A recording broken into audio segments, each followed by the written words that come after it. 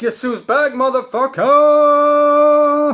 Yeah, it's me, Rory James Bentley. Yeah, I'm back. I've returned, and boy, have I got a lot of shit to talk about. Yeah, you better believe that. So, a lot has happened, a lot has changed, a lot has gone on since the last video that I put out. Quite a lot to get through, to be honest, because there's quite a lot of fucking awesome releases this year. It's just the year that keeps on giving and giving and giving and giving, and it's gave me that little bit more. So, what are we going to talk about? Oh, let's just improvise this off the top of my head. So, what have I been listening to, rock and metal wise? Okay, let's go with Periphery. Yep, the new Periphery album, 3 Select Difficulty. Now, Periphery are like a really kind of technical band that I've never fully got into. The last album, Alpha and Omega, the double kind of like album, I think they released separately, I thought it was good. I found it quite hard to get into, quite hard to get a handle on.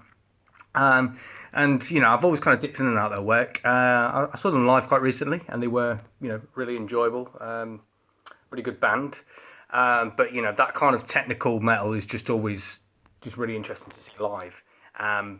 But for me, I guess they've not always consistently had like those kind of big songs that hook me in with this kind of music. What they've got is like 3 incredible guitarists, a phenomenal bassist, an incredible drummer, and a really out of this world top singer.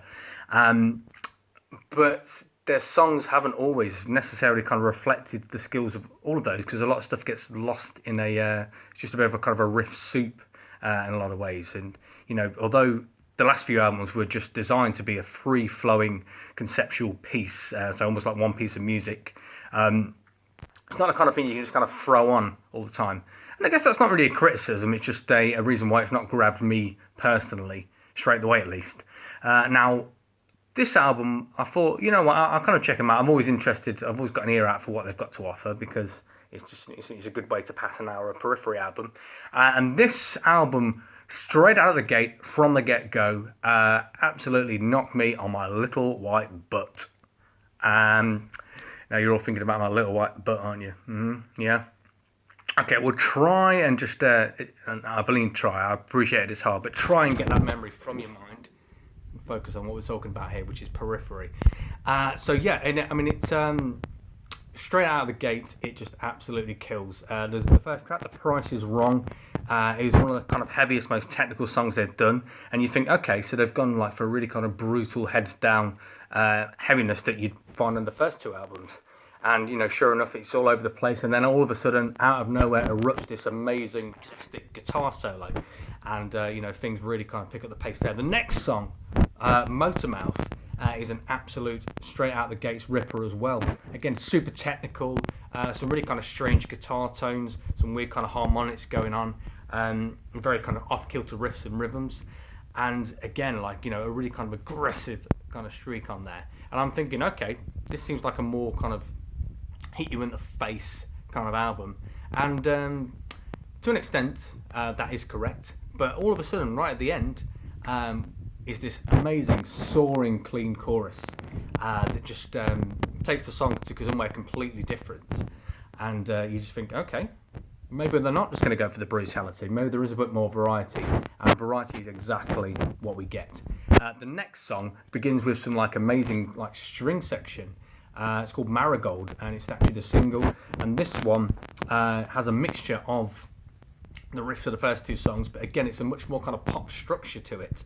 It reminds me in a lot of places of the more melodic parts of the Dillinger Escape Plan, so particularly the stuff on Iworks, like Black Bubblegum and Option Paralysis album as well, because you've got Spencer, the singer's just amazing soaring vocals, which are very similar to Greg Bacciato's vocals, but you've got the kind of brutality, and you've just got like an absolutely massive chorus. You've got some gang vocals in at the end, and you know that song is the song Marigold, probably representative of the album a little bit better. And even the next song, we're in soaring chorus territory.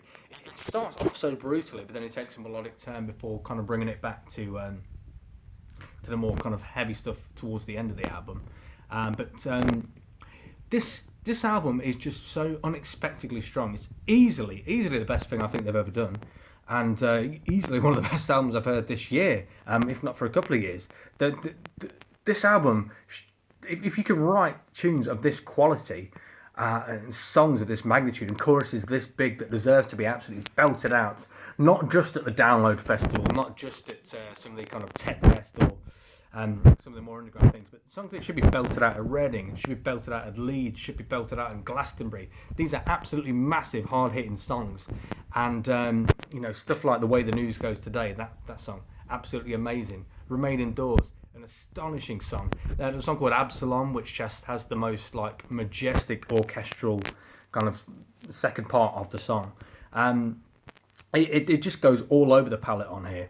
What you've got is just absolutely cast iron, 10 out of 10, massive rock songs, played with technicality, played with innovation, played with passion. And, although this kind of music has a tendency to feel very kind of cold because of the sheer level of precision and musicianship, and, sometimes it's intentionally cold because everything seems to kind of derive from those kind of early Sugar albums. Even the production can seem too slick, but there's heart in these songs. There's wonderful lyrics. There's just brilliant intimate moments, and there's just absolutely anthemic moments as well. This album is a real cast iron 10 out of 10 monster of an album, a huge rock album, and this rock album that I've been waiting for this year, something that actually is massively anthemic, but at the same time it's just really complex and brutal. And I'm hopefully going to get this from the Dillinger Escape Plan album, but I imagine that's going to be a bit more brutal, but I can't wait for that. But yeah, I just cannot recommend enough you check out the new Periphery album, 3 Selected Difficulty. Yep, so that is my just gushing review of this album. Check it out, let me know what you think, and I'm going to be back because there's a lot to talk about. And I'm going to talk about it, whether you like it or not. And it's probably going to be in this weird kind of grayscale thing, just so you can't see, how hideous I am in actual Technicolor. So yeah, I will see yous in a little bit. And come on, you foxes, Champions League. Thought I'd get away with not talking about football. You are wrong, my friend. Bye!